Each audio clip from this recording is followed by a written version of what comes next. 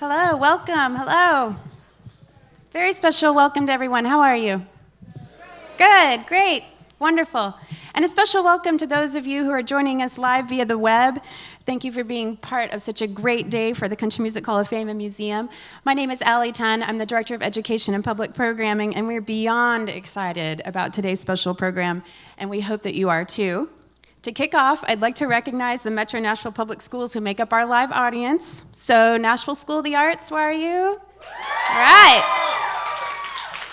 And Pearl Cone High School. Come on, Pearl Cone. Let's hear you. Overton High School. And our Academy partner, Cambridge High School. Go Ravens. All right. Students, this program is for you. This program is for you, and there's going to be a chance to ask Keith questions as we move along today. So be thinking about things that you want to know, okay? Teachers, quick note. The museum's exhibits and school programs support the academic standards of your classroom, so please keep us in mind when you're looking for interdisciplinary connections to your core curriculum. Guided tours of the museum, behind-the-scenes experiences at RCA Studio B, and Words and Music are just a sampling of what we have to offer. Words and Music can come directly to you. Thanks to the NEA, we've got great funding to visit classrooms. And our bus subsidy program can ease the cost of transportation if you're able to take a field trip. We are here to help you and your students achieve and succeed. So please call us and please come visit. Supporting teachers and educating students is at the core of our work, and our relationship with the Metro Nashville Public Schools is extremely important. We're an enthusiastic advocate of the public school system, and their Music Makes Us initiative. And I'd like to thank Lori Schell and Nola Jones for being with us today. They're right here in the front, kids. Students, say thanks. So the host of our program is museum staffer Michael Gray, and before he comes out, I'd like to invite Mrs. Schell to come up and say a few words. So please help me welcome Mrs. Schell.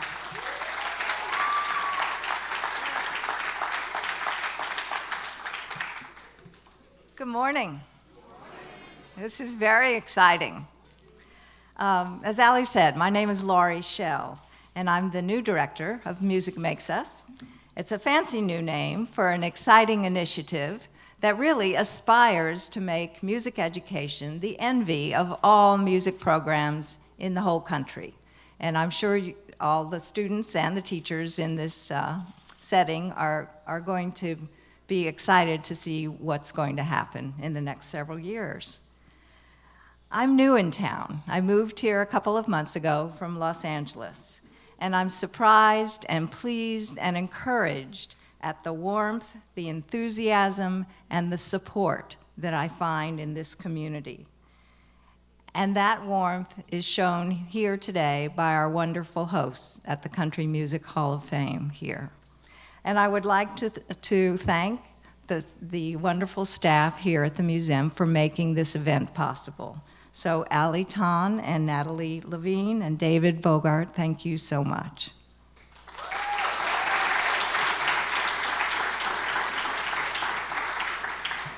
I would also like to acknowledge our fine principals and the lead teachers of the 4 schools that we have here today.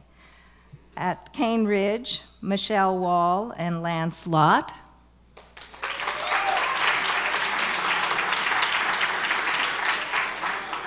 At Overton, Schuler Pelham and Debbie Burton. At Nashville School for the Arts, Principal Greg Stewart and Oshina Sheehan. And at Pearl Cone, Principals Sonia Stewart and Sam Lorber. And a special word for you, the students who are here to participate in this amazing event.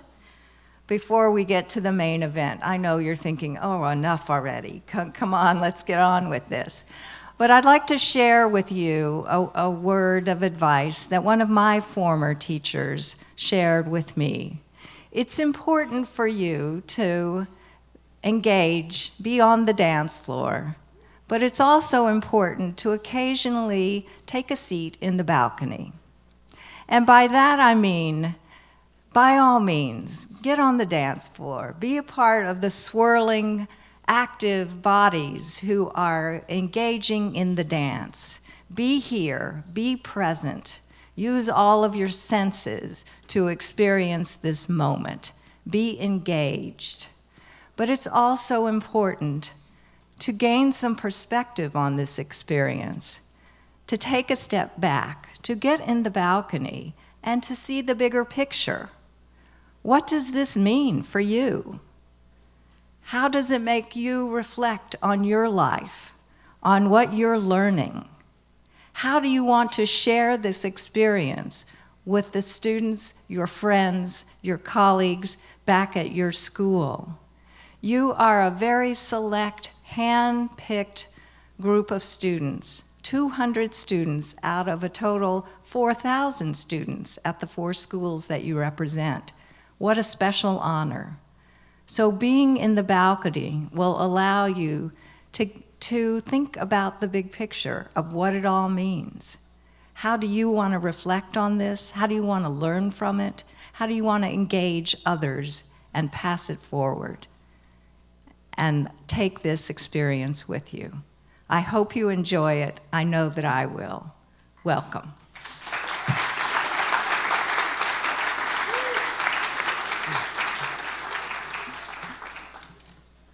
Thank you, Ms. Shell. That's very good advice. And let me join Allie and Ms. Shell in welcoming you to the museum. We are so glad you're with us for this special program. My name is Michael Gray, and I have the privilege of working with Allie and being on staff here at the Country Music Hall of Fame and Museum.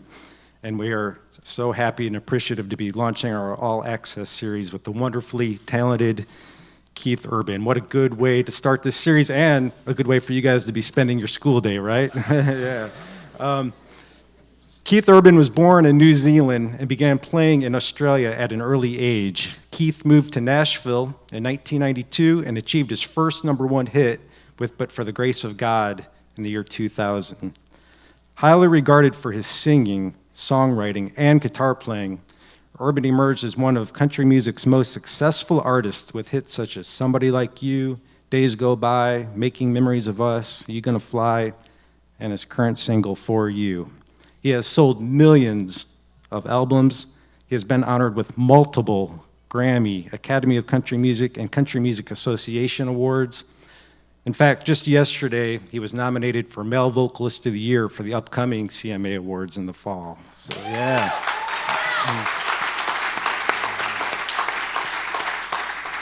And earlier this year, Keith received another high honor when he became the newest member of the Grand Ole Opry. Yeah, so.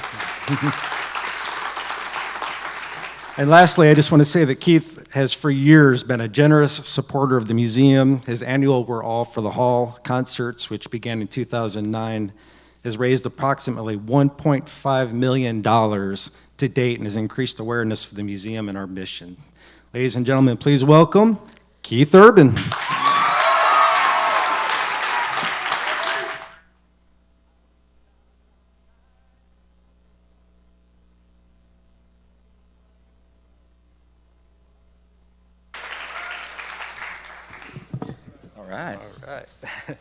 Everybody good? Yeah. Grateful to get you out of school for a little bit.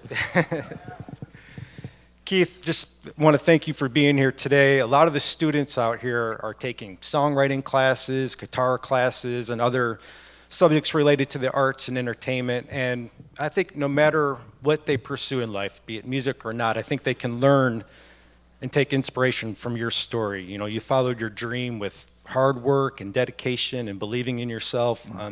So I thought I would just start the day by asking you a few questions myself and then turn it over to the students to ask some things. So, and we've got some images of you as a very young boy playing music. So really my first question, just to get things rolling, is can you talk about how you got so into music at such a young age and what made you actually want to play music? That's a great picture. I see that little bit of a sticker on that used to be a Pizza Hut sticker on my guitar. I don't know why. I guess we went to Pizza Hut.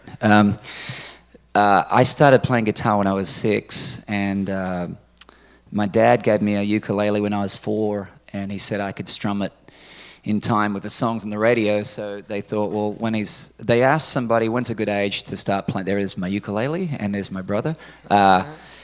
What's a good age? And the teacher at the time said probably 6 is pretty good, so you can get a hand around a guitar.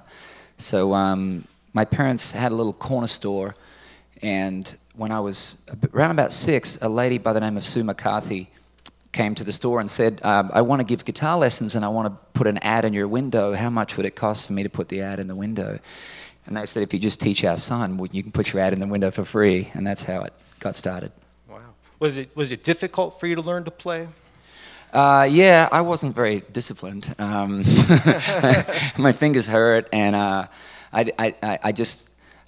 didn't want to put in the work, I just wanted to play. I don't have to learn how to do it. I just want to do it, And at 6 years old, impatient, and my fingers were really sore, and that was my main complaint, was just having very sore fingers. And then after that, it was I just didn't like the idea of lessons, and I used to get on my little bike and just disappear when it was time for the guitar teacher to come around. It was ridiculous, right? And then my dad just said, if you just keep missing the lessons, you'll never get to play. And so I stayed with it. But it wasn't. I think it was a mix of wanting to find my own expression as well as being taught, and try and find the balance. Even at that age, I think I just wanted to express and figure it out myself. And really, that's my first public performance at a nursing home, and that was setting me up for the kind of audience reaction I would get in the years to come at certain venues too. Good training. But I think I learned till I was about 9. I got taught chords till I was about 9, various things, and then after 9, I just sort of learned everything by listening to records and watching people on TV and just trying to, replicate what I was seeing and hearing. Yeah, tell us about some of those records. Who were your early influences when you're a kid? It's interesting. I didn't really have guitar influences. I just liked songs, and really I started wanting to just play guitar and sing. It wasn't about being a lead guitarist or anything like that. And I didn't really have any particular artists that I, admired or looked up to. It was just songs. I loved certain songs. And in my house, it was a lot of American country music, like Glenn Campbell and Charlie Pride and Merle Haggard, so Don Williams. So all the songs I learned were predominantly country songs. But also radio was a big influence too. And I just wanted to play songs I heard on the radio as well, regardless of the genre. Mm-hmm. Can you talk about you've mentioned a lot of country artists, but I know that you've collaborated and performed with musicians from all kinds of genres. Can you talk about the importance of that, of listening to a wide variety of music, and can you talk about some of the other types of music that you really enjoy and listen to? Well, I feel grateful that the thing I always loved most was songs, because I think that's certainly what I still respond to. Before genre, I respond to the song. Do I like the song? Do I like the artist? I think less about genre and more about the song. So, I think the first concert my parents took me to was Johnny Cash. I think I was 5, and it was crazy to see that concert at 5 years of age in a place. It's called Festival Hall. It was in Brisbane, and my brother and I went. My brother was 7 at the time. I was 5, and my dad had bought us little cowboy shirts and little boots and everything. It was adorable. And off we go to see Johnny Cash. And what I remember from that concert was just really rowdy kind of crowd. I mean, I come from a very hardworking place and group of people, and a very rural state. So there's lots of drinking, lots of hard work, lots of drinking. You can relate, right? And so, so it was a crazy, burly, rough, noisy, insane crowd. And I remember all the lights went down and it was like deafening roar. And then this guy comes out on stage and I could just see him. I mean, we probably had nosebleed seats, you know, and I just remember seeing this guy in the far distance with this spotlight on him. And he started singing and the entire hall just went like dead silent. And I was mesmerized. And it was just a phenomenal experience to see the power of a person with a guitar singing a song, you know, connecting like that with everybody. It really went through me. Wow. You talked about how when you were really young, you didn't have like a particular person influencing you on guitar. But as you got older, as you got into your teens, were there any particular guitar players that you really started to really pay attention to and study? And You know, the people that get left out in these question and answers is usually the guy that plays in the local band up the street, you know? And I had a guy called Barry Clough who just played in this band called Images, and they were just the local house band up the street that we used to go and see every now and then. And he was like my hero, you know? He was just playing all cover songs, but I wanted to be as good as Barry Clough. And then there was another guy called Dallas Southam who played in another band, and then there was so it was all these local guys. And there was always someone new that now I want to be as good as that guy. Now I'd like to be as good as that guy. Long before I got to the Mark Knopflers or the Ray Flacks or, you know, a lot of these guys that influenced me when I got into my 15, 16 years of age. Okay. I want to talk to you a little bit about songwriting. I guess, first of all, the first question would be, like I asked you about your guitar influences, how about songwriter? Were there any particular songwriters that influenced you early on? Well, and again, I thought Glenn Campbell wrote all those songs, you know, so I didn't know anything about songwriters. Probably, so because of that, Jimmy Webb was probably an early hero, because someone said, one guy wrote all these songs. By the time I get to Phoenix, Galveston, Where's the Playground, Susie, Wichita Lineman, and I couldn't believe one guy wrote all those songs. So Jimmy Webb early on, and then past that, Bob McDill, probably because we had so many Don Williams records, and you know he's such a great storyteller. Mm-hmm. Mm-hmm. When did you write your first song? I think when I was 10. It's a terrible song. I wrote it about my girlfriend. Imagine that. And so yeah, about that age. But I didn't really start writing songs and thinking about writing songs probably until I was like 20, 21, really. I played in cover bands. I joined my first band when I was 12, and my mum and dad used to drive me around to all the gigs. And when I was 15, I quit school. Not suggesting you do that, but that's what I did, because I was playing in this band on the weekends, and they would play all week, like Monday through Thursday or whatever. They'd play Wednesday, Thursday, Friday. So they do those 3 nights without me. And I said to my mom and dad, look, I mean, this is a full-paying gig. I could be playing 5, 6 nights a week if I wasn't going to school, you know. And so they sort of saw, well, this is what I'm going to do. And the curriculum at the time where I was growing up was pretty basic, and they could see that this is what I was going to do. And so for whatever reason, they supported it. And I left school at 15 and was playing 6 nights a week in a band. Mm-hmm. Well, since we do have some songwriters in the audience, I just thought, could you talk just a little bit about the craft and how you approach songwriting and where you get the inspiration for some of your lyrics, and other than girlfriends? I always think, firstly, it's like, I think forget about rules when it comes to songwriting, because every time someone sort of says, well, this is the way you do it, someone will write a song that defies everything and breaks every rule and just has pure expression. I think first and foremost, it's always that. It's got to be just a burst of inspiration and expression. That's really the first thing.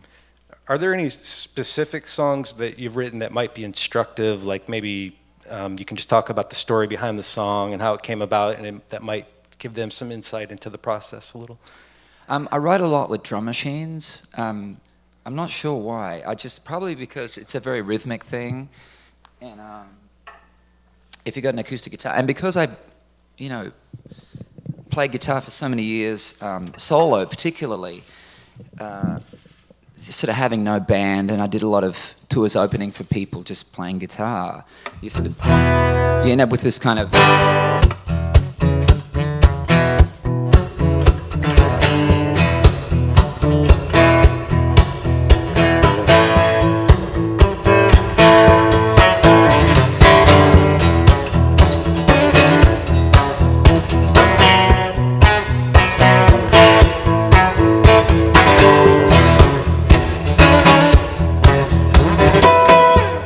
everything's kind of rhythmic, you know. It's like, so I've always gravitated towards rhythmic things. And my dad's a drummer. My grandfather was a piano teacher till the day he died, and he taught piano, played piano. And so, you know, when drum machines came along, I was playing in a duo in the 80s with a girlfriend at the time, and she was keyboards and I was playing guitar. And we had a drum machine, and so I would program all the songs on this drum machine. And I think just years and years and years of playing with a drum machine live was just a natural transition into writing songs with one too. And so, I mean, everything from Somebody Like You and all those songs were written predominantly with banjo and drum machine, which I find really a great partnership between the two. There's something about, I've always loved sort of roboticism, sort of machinery and real organic instruments coming together, because I think they dance well together. But like on a song, I wish I had my drum machine here, but on a song like Somebody Like You, it was really just I walked into the writing session and the guy had a little groove going, and when you kind of have that good little groove, and this thing kind of, you know...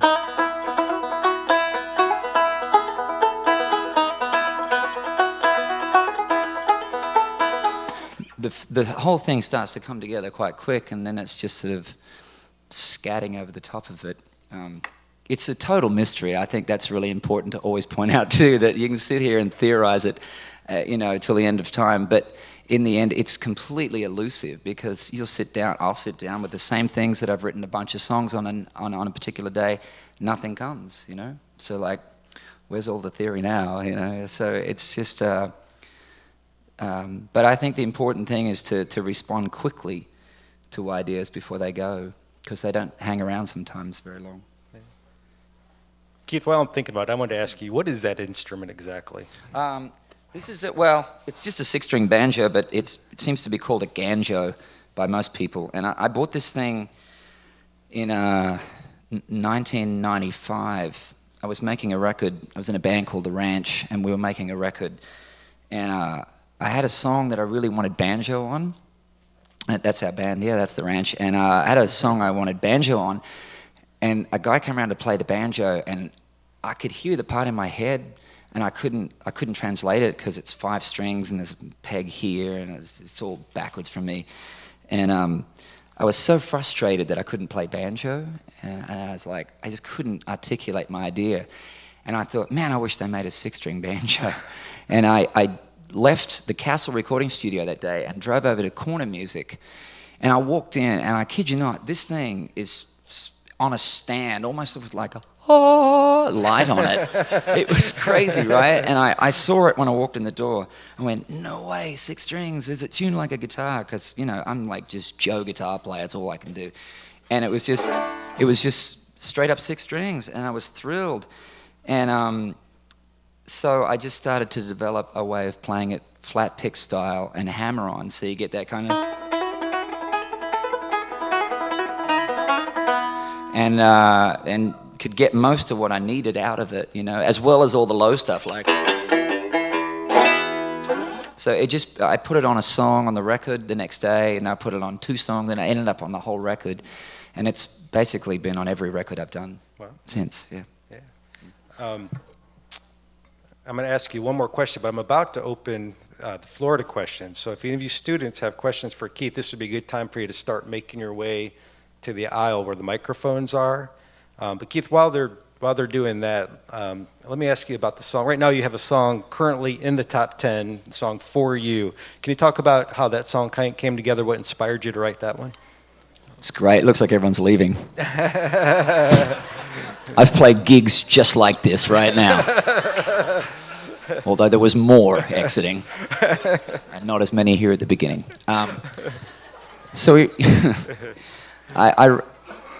We got asked to write a song for this film called Act of Valor. And it was really just as simple as that. We saw the film, we wrote a song for the movie, and then the song started to sort of take a life of its own. And lo and behold, it became a single. Yeah. Is that the first time you've ever written for a film? First time I've ever written for a film, yeah. Yeah, okay. All right. Let's see. I guess we'll start with Allie's side. And Wow. What does it feel like to make your dream come true?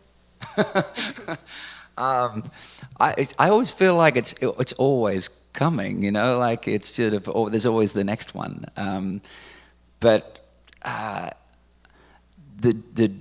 Maybe my definition for that is just continuing to get to do what I love to do, you know, for me. The thing I love most of all is playing live. That's what I love doing. And do you sing? Do you write? No. What do you do? I like to dance. You like to dance? Yes. Oh, and I love your accent. Oh, I love yours.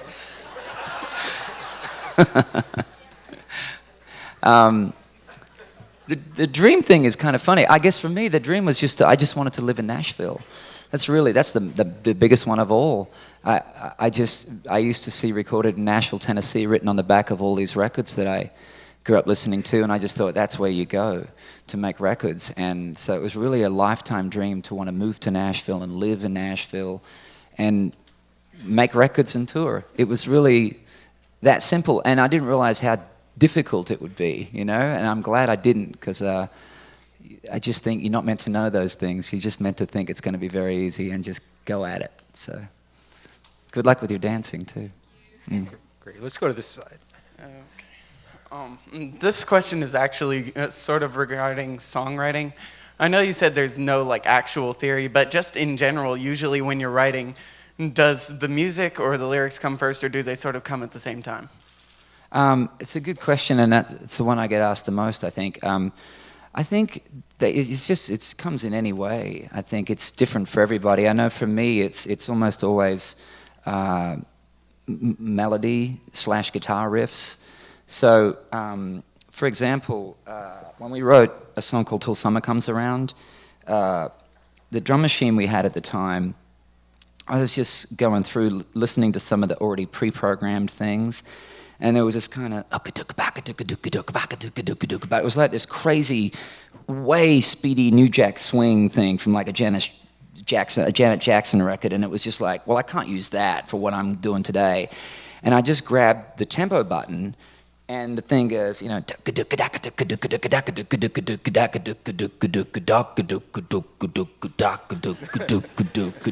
I'm like, okay, that's better, that's interesting, you know, and it got all syrupy and kind of cool. And there was this guitar here, and where are we? And so there was an echo pedal, and the thing's going. So I'm trying to set this thing.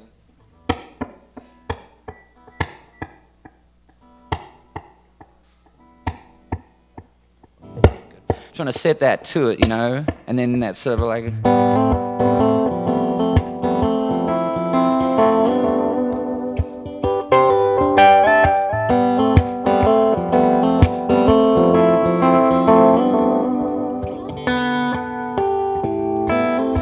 So everything starts to happen with the atmosphere of the music, and then it's sort of.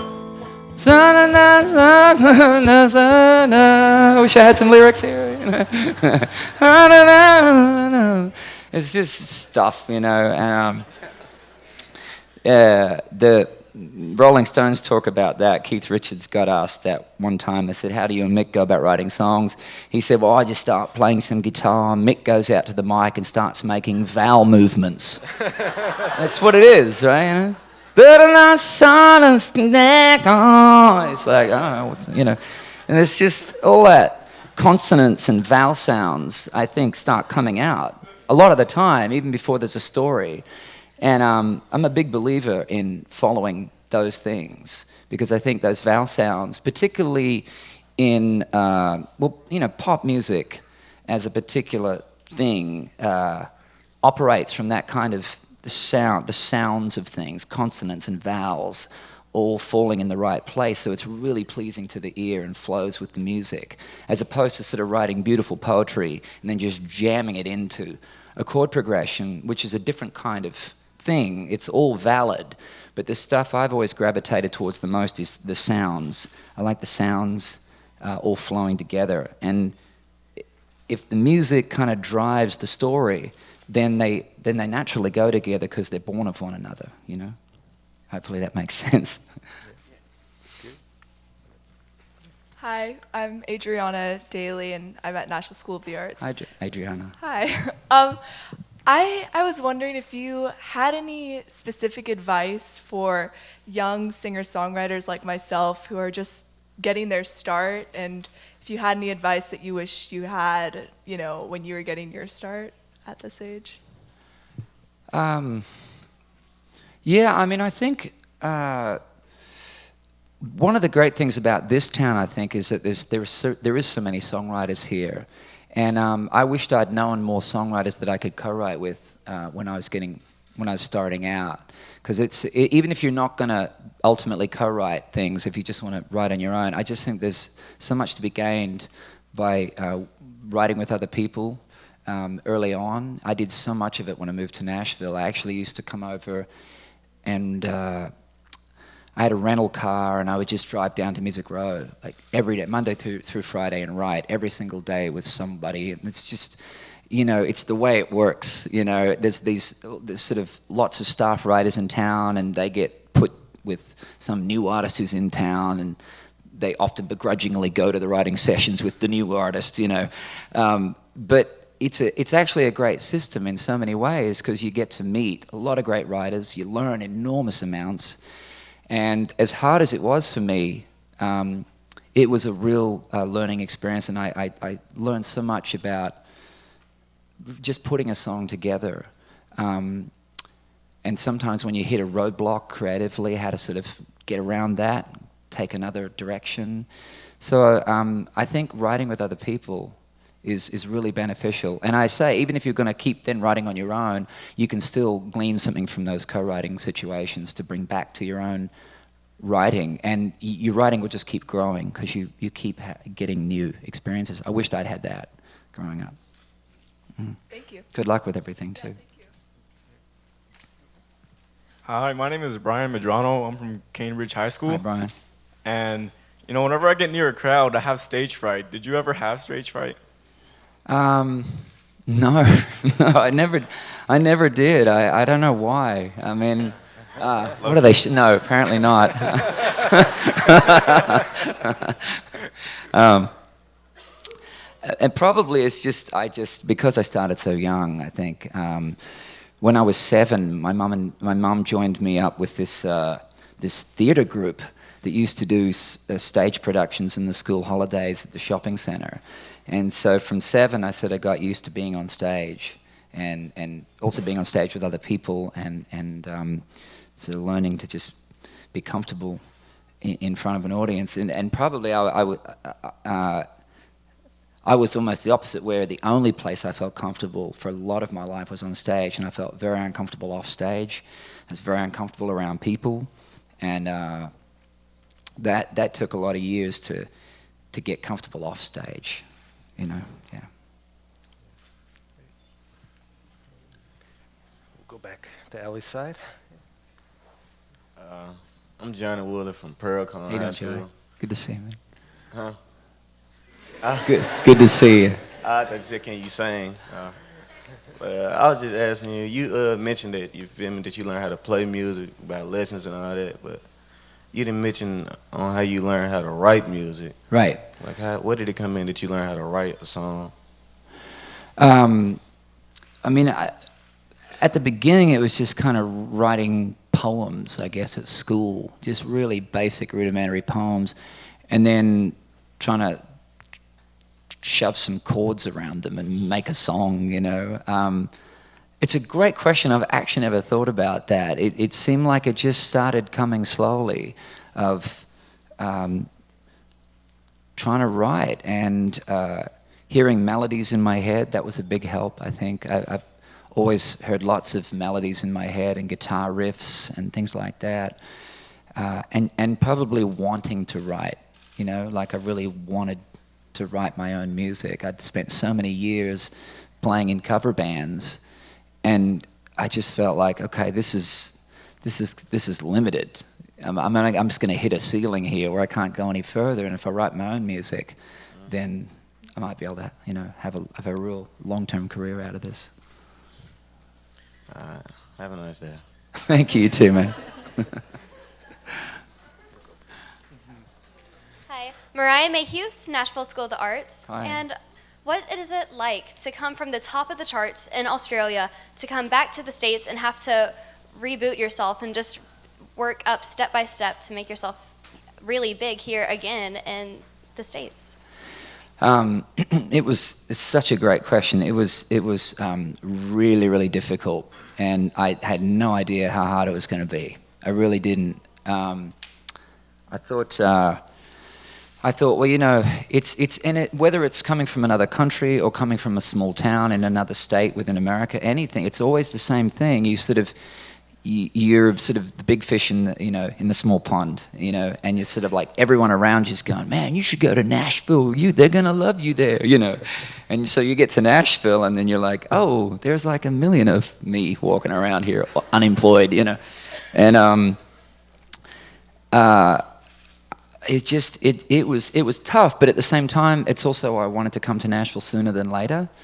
I didn't want to spend another, you know, umpteen years in Australia trying to get my career really solid there, and then, because look, the reality is you're going to move to town and starve, most likely. And so I just figured, well, if I'm going to starve, let's get on with the starving sooner than later, you know.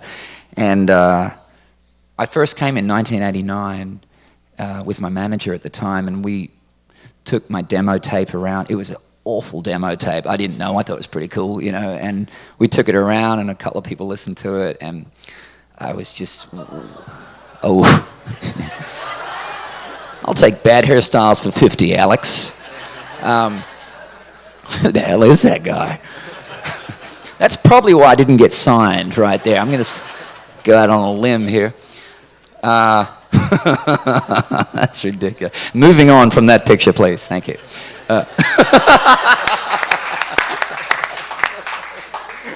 I owe somebody money right now, I think. I've forgotten the question now, is it?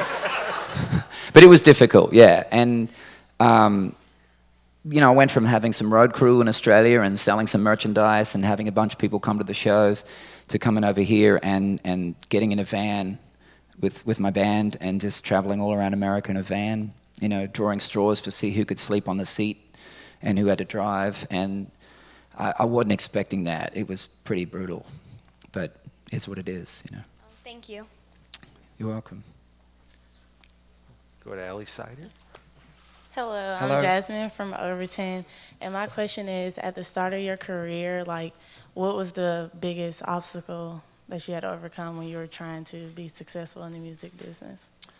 I think when I came here, I think just in general, I think one of the biggest obstacles is if you're doing your own thing, it's likely it might be out of step with what's going on at the time.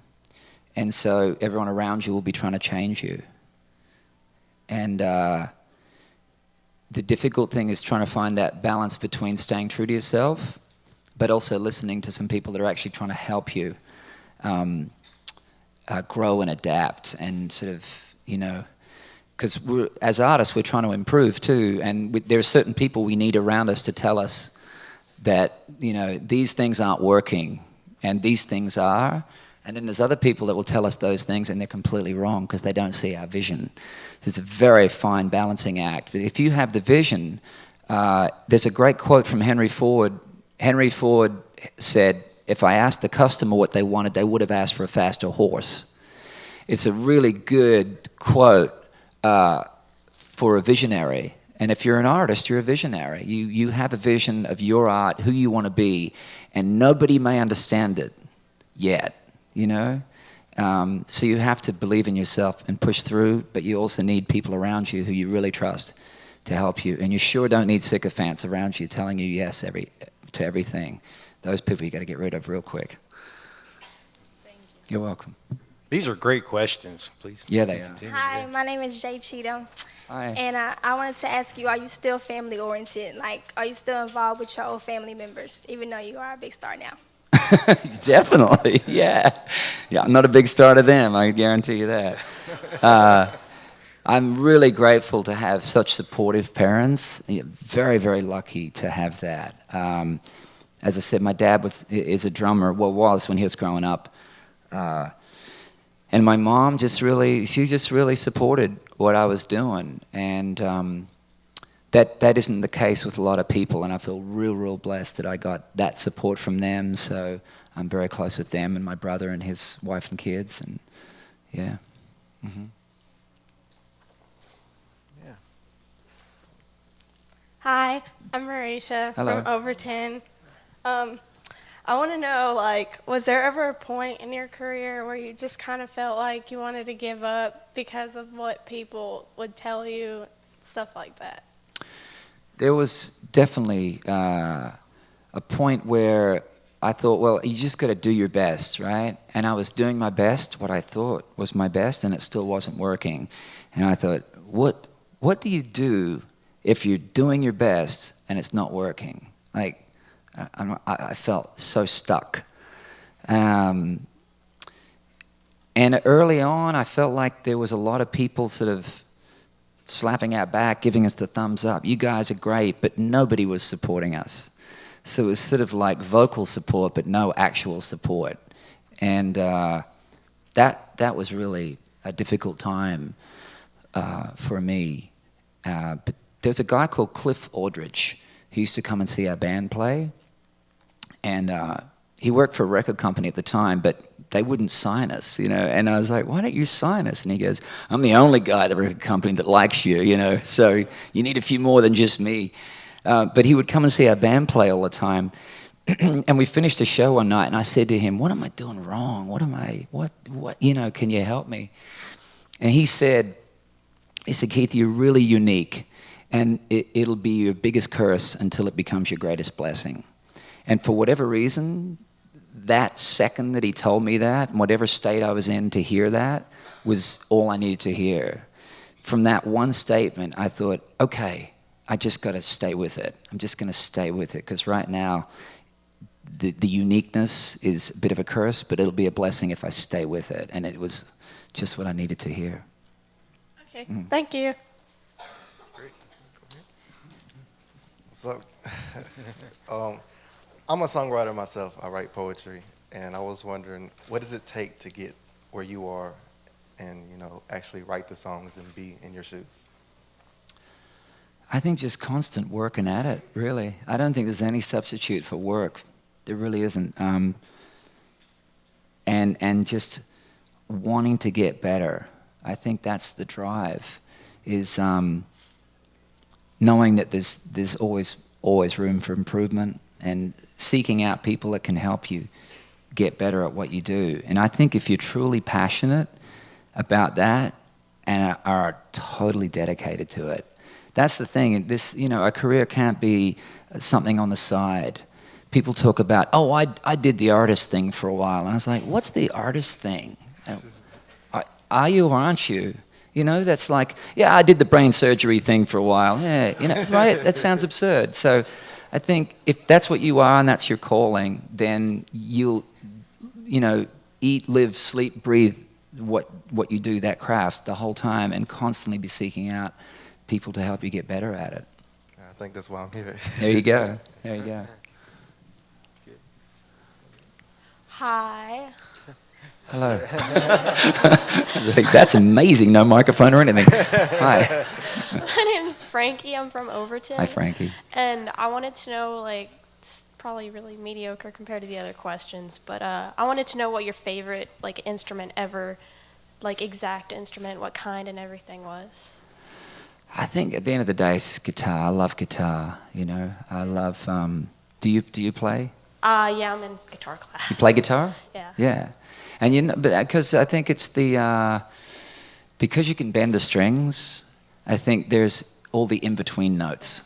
You know, that's the difference between that and, for me, other instruments where I can find total, full expression of what I want to say. Okay, thank you. Do you have a favorite guitar? I don't really have a favorite. I had about 50 guitars that all drowned in the flood that we had. And that was a strange day, you know, because we just started my last record. And they all went in the Cumberland, you know. And about 5-6 days later, when the water subsided, we dragged them out and started drying them out and trying to resurrect them. And tons of them slowly came back to life, and I started, you know, using them again, and a lot of them just haven't recovered from the baptism.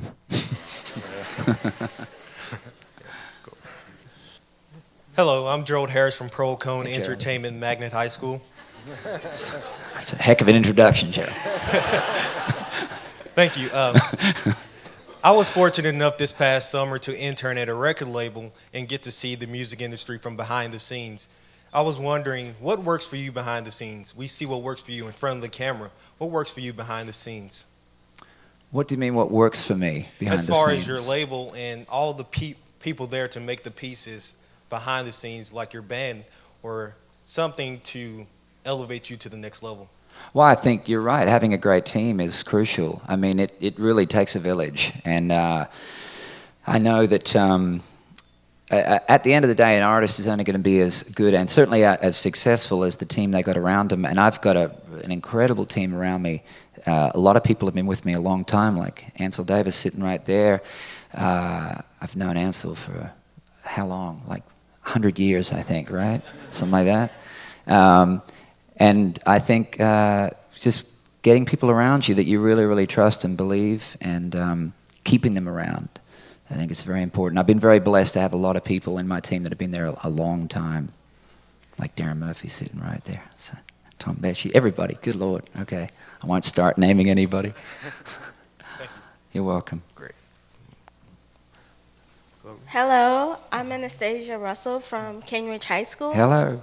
I was wondering if you've ever had a female vocalist motivate you. Oh, yeah, absolutely. My girlfriend early on, I think. No, but, and again, for me, the early ones were all like Loretta Lynn, Dolly Parton. They were all country singers. Linda Ronstadt. And then through the 80s, I mean, I was listening to records by Reba McEntire and Lacey J. Dalton and Jenny Fricke and Shirley MacLaine, and it was all country artists. But then the more I sort of, you know, started listening to all kinds of music, then it was everybody from sort of Tina Turner to Etta James to, I mean, big sort of rock and roll singers as well, and there were some really great female singers playing in local bands that I was in and around too at the time. So they've definitely played a big role in my life. Thank you. And my wife sings too. All right. Hi, I'm Kristen Large from Nashville School of the Arts. Hi, Kristen. Hi. I was wondering if you had any advice for us as students in Music City about how to utilize the opportunities that are present here. That's a good question. Well, again, I go back to, well, I'll start with asking, what do you do? I'm a singer at Nashville School of the Arts. And where do you sing? Do you get to sing out around as well in venues or anything like that? Not too often. What's your sort of goal? What's your dream? I'd like to have a career in music and sing, definitely. Not too sure right now, but definitely involved in music. Why are you not too sure? I'm trying to figure out things. I'm about to head off to college. I'm thinking about majors and where I'm going to go. So, yeah. And do your parents support you musically? Yes. Yeah. Yes. And do you have siblings? Yes, I do. Yeah. And are they musical? Yeah. Yeah, they are. Well, and do you play an instrument? Sort of. So- I'm working on it. I'm working on it. What do you play? I'm working on learning guitar. Excellent. And so, I mean, right now, if you grab guitar and you play, can you sing songs with Sort the of, guitar? yeah. I'm working on it, so. And well, I mean, again, for me, my sort of journey with all of that was just finding places I could get up and sing, really. And certainly, this town's full of places, from the Bluebird on down, where you can, get up and sing on open mic nights and start getting experience that way, or certainly maybe find a band who needs just an awesome chick lead singer.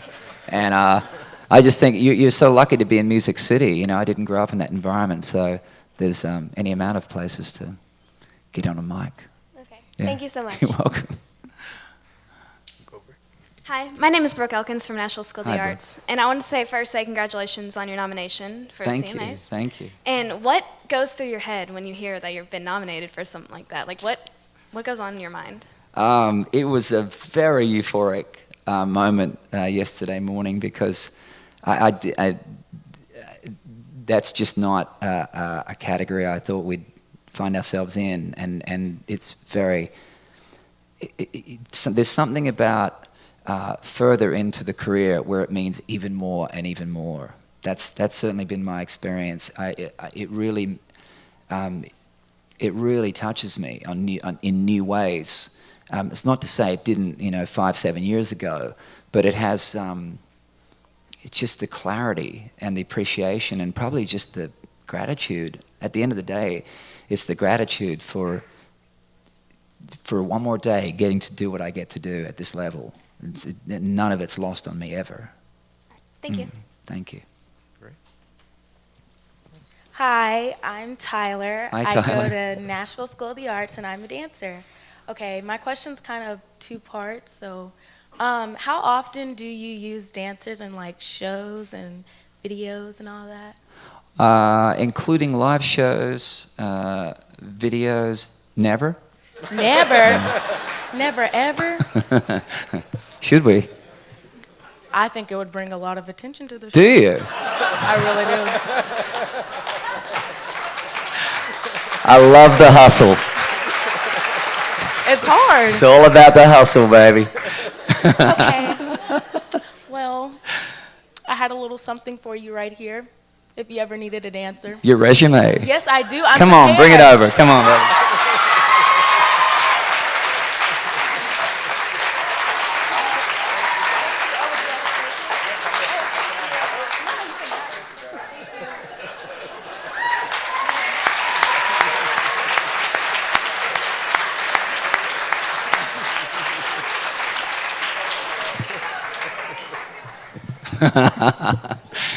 All right, if there's dancers in the next video, you'll know Tyler's been very effective.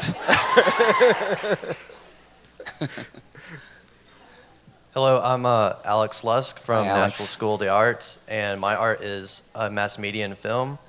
And I was kind of curious, I know you did a song for the movie Act of Valor, and was kind of curious how that process worked. Like, did you write the song beforehand, or was it something you had to watch footage from and then go on from there? We, the Relativity, the company that made the film, contacted us and asked if we'd write for the film, and they came down to Nashville September last year, and we saw an advanced screening of the movie, and I didn't have a clue how to write a song for a film, particularly a film like that. And I got with my co-writer, Monty Powell, and like a lot of songs, it started from us talking about what the movie meant to us, what the subject matter meant to us, and whenever I can, I love trying to find a universality in a song. So it's not specific for the film. I was like, if we could write something that is from the film, but you don't have to see the film to really get the song, that would be really wonderful. And that song really started as a riff, which really envy.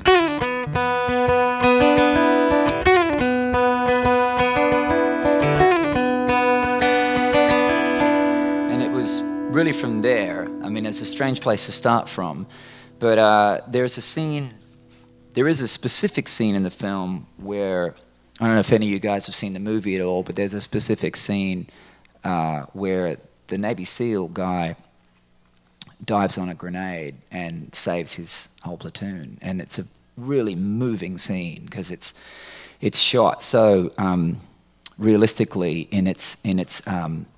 in how sort of it's not a massive big explosion thing. It's more muted, and the muted aspect of it makes for much greater impact. It's a harrowing moment, but he sacrificed his life for everybody else, and that seemed like the most profound moment in the film of sacrifice, and that's really what the song was about.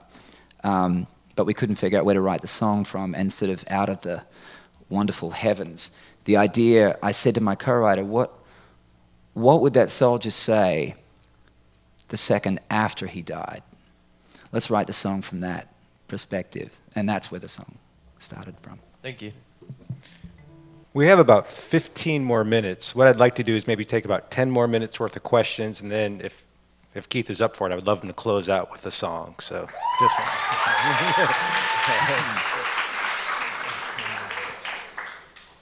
my name is Brittany from Cambridge High School. What's your name, baby? Brittany. Brittany. Nice to meet you, Brittany. What inspires you the most, and have you ever forget a line while you performing? Have I forgotten a line while I'm performing? Yes. Yeah, it just happens. Usually sleep deprivation for me. If I haven't slept in a while, that's when I'll forget lyrics to a song. And I'll teach you all a good trick for that. And so we'll do an example. Always good to have tricks up your sleeve. So if you're singing a song, Brittany, do you play an instrument and sing or anything? No, but I'm learning how to play guitar. Perfect. Are you going to sing as well? I don't know. I'm thinking about it. There you go. Well, you may forget lyrics. It happens. And so if you're singing a song, what are we singing here? If we sang, there's a new wind blowing like I never known, breathing deeper than I've ever done it, right? And you're going to forget the next lines, right? And this is what you do. I'm letting go of all my...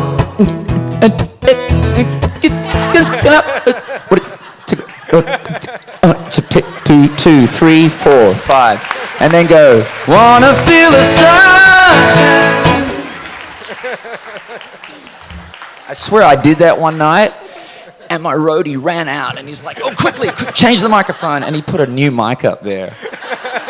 I thought, man, I hope I don't forget any more lyrics because I can't use this again. You know? So the next trick is if you're singing like this. Wanna feel the sunshine. Oh, you guys supposed to be singing. Oh, well, you know, so just blame the audience. Thank you. Good luck, Brittany.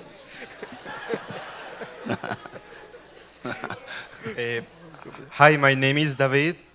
I'm a songwriter, and I would like to know, how did you do at the beginning to show the public your first song? How do I what? How do you do to show the people your first song? Like the first song? Yeah, to the public. Like, you mean when I recorded it, or if I'm playing live, or? Like, how are the steps to, if I got a new song, right? How do I do? You're talking about writing a song and trying to get that recorded, or? Yeah. Well, I think the great thing about now is all the social networking, and you know, you can get a song up on YouTube in no time at all. And I love the fact that I think a lot of power has gone back to the artists again, to be able to write music, create it, grab a guitar, grab any instrument, and then, you know, post it like immediately. And there's a lot of artists getting signed that have been discovered that way, and particularly finding your own audience too. I mean, as I said, I just did coaching on The Voice in Australia, and all of the people on that show started just gaining so many fans, from being on that show, but their own sort of websites and stuff started to grow exponentially. So I think just getting, if you have a song that you've written and you like, just videotape it, get it up on one of the sites, and let people discover it. That's really the best way. Okay. Thank you. Yeah. Good luck. Hi. I'm Gabrielle. Hi, Gabrielle. And I'm from Nashville School of the Arts. I was wondering if you had like a specific moment or like a specific experience that made it just like click, or like that like aha moment where you were like, okay, this is what I want to do, and I'm going to be happy waking up every morning and doing this. I never had one of those specific moments. I think, again, because I started so young, I was already doing it. I never sort of sat down and thought, I wonder if I should do this, for a living or anything, because it seemed so organic for me, the way it just started early and just kept going. But one of the big aha moments I had probably was when I was in Australia in 1990, and I competed in this, really a talent quest, and I won this talent quest. And the prize was getting to do a single on EMI, and it's amazing that all these years later I end up back on EMI as a label, and I love that. And so I got to record a song, and there were some publishers there, and I got a publishing deal, and I could feel like right in that moment, I thought, oh, this is where a little shift happens and I can move into a new area. And from that publishing deal, they started sending me to Nashville to then write with people. I'd already made one trip here the year before, but from 1990 onwards, my publishing company was sending me over to write with people. And I couldn't have done that any other way. So probably that talent quest was one of those aha moments. And then the second one was probably having my first #1 in America in 2000. That is a crazy feeling. It's quite surreal. So Thank you. You're welcome. I think we're going to have time for about 2 more questions. So Hi, my name is Bennett. I'm from Nashville School of the Arts. The dude abides. Yeah. I love you, Bennett. Do you like the rug? It really ties the room together. Let me just come and take. No. Don't do the other thing. Aside from music, is there an art you have a lot of respect for, and why? Oh, well, I have a whole new respect for acting since meeting my wife. I mean, that is, I have so much respect for that, because that is an enormous calling in life as well, particularly all the various levels of it. We were just up in New York recently and went to see a few plays, tiny little off-Broadway plays, and to see actors passionately applying their trade and earning nothing for it, like musicians early on. But particularly in acting, I think, where there's such brutal, long hours, working conditions, and above all, you almost never get your artistic vision to be allowed to follow all the way through. That's the respect I have, is that at least as an artist, if I make a record, I get to see this art all the way through, and then I get to take it on stage, and I get to maintain the vision. But an actor, and I've seen that happen with my wife repeatedly, where she'll do these incredible scenes, and then they get cut or edited weird, and you see the film back, and you're like, that's not the film you were shooting. What happened to the movie? And I find that heartbreaking, so I have tremendous respect for actors. Thank you. You're welcome. Great. Over here. Hi. Hello. I'm Sierra Bates from King Ridge High School, Hi, and I Sierra. just want to know what motivates you. What motivates me?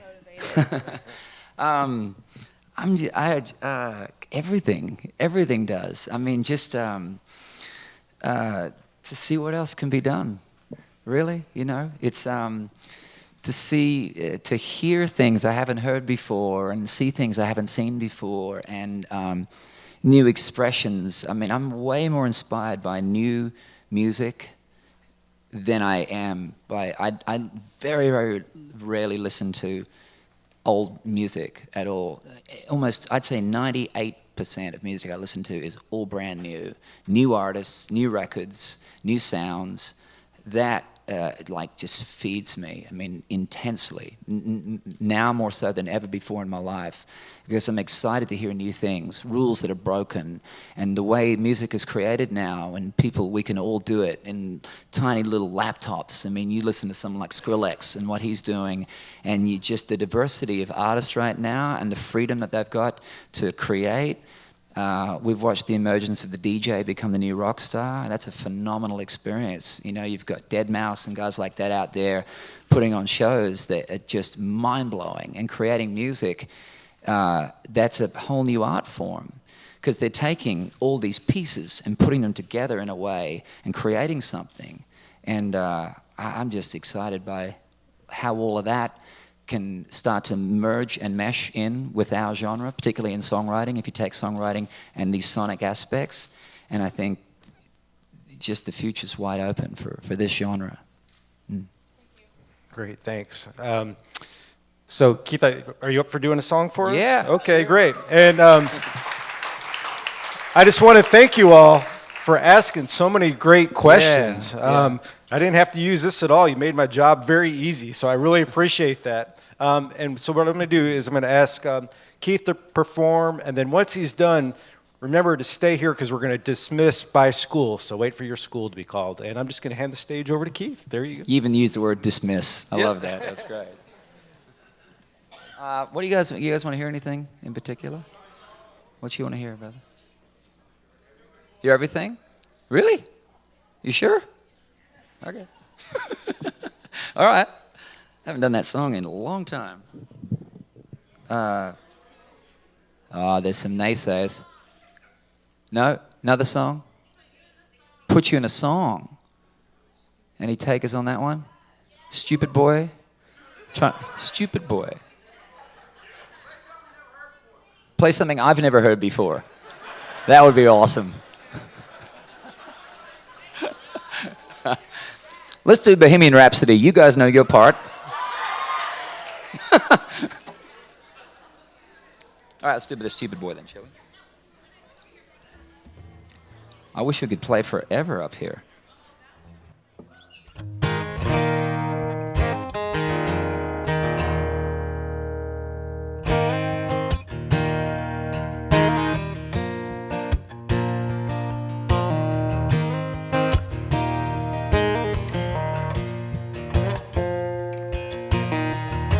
She was precious like a flower. She grew wild and wild with innocence. A perfect prayer in a desperate hour. She was everything beautiful and different. A stupid boy. Fence that in, stupid boy. It's like holding back the wind.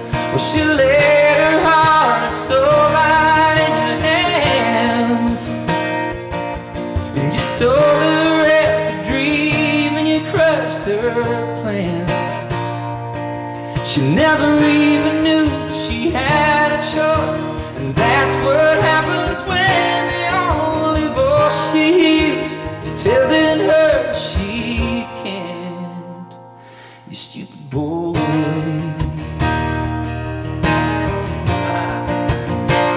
Free bird!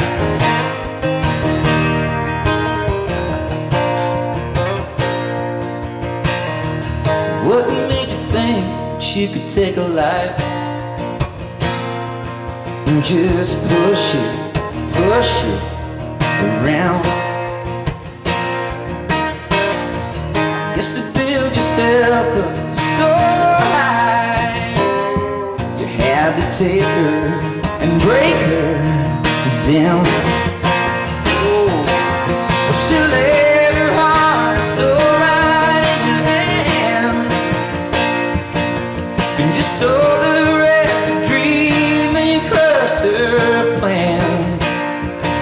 She never even knew she had a choice, and that's what happens when the only voice she hears is telling her she can't. You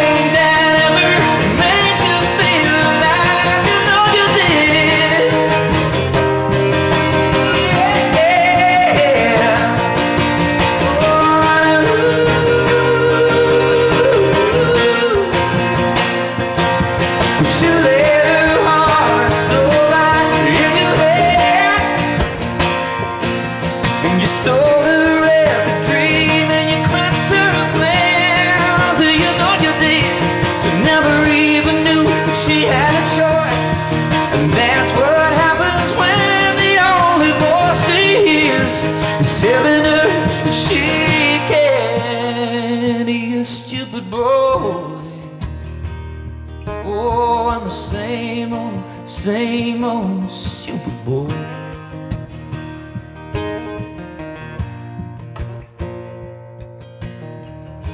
It took a while for her to figure out she could run, but when she did, she was long gone, long gone.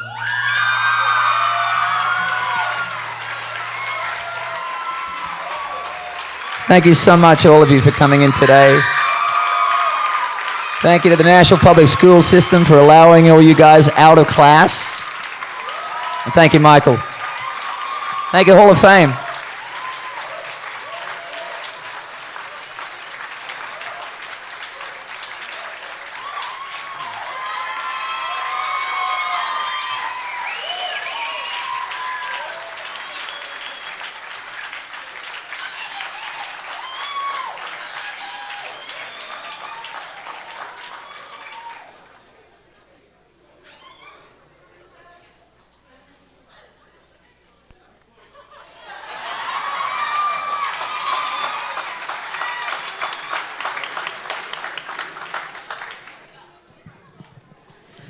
Well, that was special. You all are fabulous. We hope to see you here again. Thank you so much for coming. Okay, for our orderly dismissal.